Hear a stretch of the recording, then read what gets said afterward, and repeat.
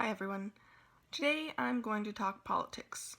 Now before you exit out of this video, I'm not necessarily talking about politics, but rather the policies behind them. And what I'm going to be talking about is the Electoral College. Now in this speech, I am hoping to persuade you to believe that the Electoral College system should be discarded and replaced solely by the popular vote, because the original reasons for creating this system are irrelevant in today's day and age. The election for the president is basically decided by only a handful of states, and because the system doesn't necessarily have to agree with the will or intention of the American people. Now, much of my information came from my federal government book, Long Story Short, and the U.S. National Archives.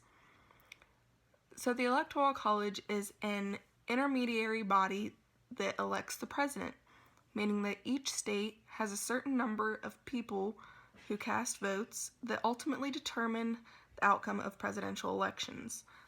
Now, according to my federal government book, Long Story Short, by Christine Barber and Gerald Wright, the original reasons for the Electoral College to be created were that southern slave states wanted more say in who became the president, so they created the 3/5 Compromise in the South, which counted 3 out of every 5 slaves as a person in the census, which gave them more electoral votes. And the other reason was that the Founding Fathers wanted to protect the election from being decided by uninformed or uneducated voters. Now, some people believe that the pros for keeping the Electoral College still coincide with at least the second reason that the Founding Fathers created it. Some of the pros that people believe are that uninformed or uneducated people can't decide who the president is, so that all parts of the country are represented equally when using the Electoral College, and that our vote still counts because we're choosing the electors, and the electors have to vote the way the population votes, right? Well, those pros are nice in theory, but they're the exact reasons why the Electoral College should be forgotten.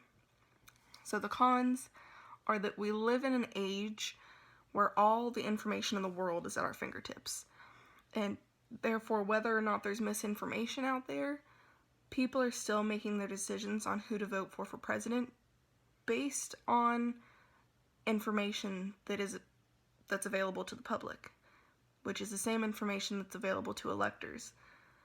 And they can vote either way based on what information that they find. And also, most everyone in America has at least a high school education by the time they're voting age. Therefore, the excuse to keep the Electoral College of uninformed or uneducated voters shouldn't pick who the president is basically irrelevant. Secondly, if all of America was being represented equally by the Electoral College system, then there would be no such thing as swing states, like Ohio, where I'm from. It's a battleground state that every politician spends a bunch of time in trying to sway voters there because they hold so many votes, which is crazy because why should Ohio count more than California or Texas or any other state? It shouldn't. They should all be represented equally, but with the Electoral College, they're not. And thirdly, 2 out of the last 3 presidents were elected solely based on the Electoral College, while simultaneously losing the popular vote.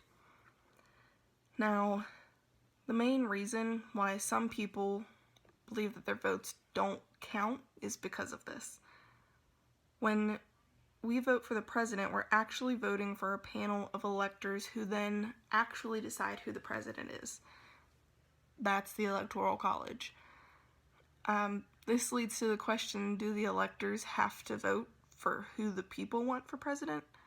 And according to the U.S. National Archives page about the electors, no, they don't. At least in 24 states, the electors can vote for whomever they want making your vote practically irrelevant. So, in conclusion, it's true that we choose our electors who cast their ballots to elect the president, and it's true that we are a representative democracy.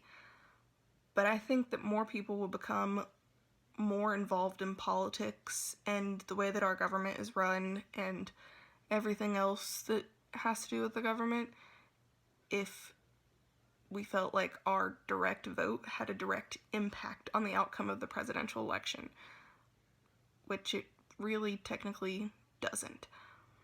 Therefore, I support the direct popular vote and believe that the Electoral College is an outdated system for how we elect our president.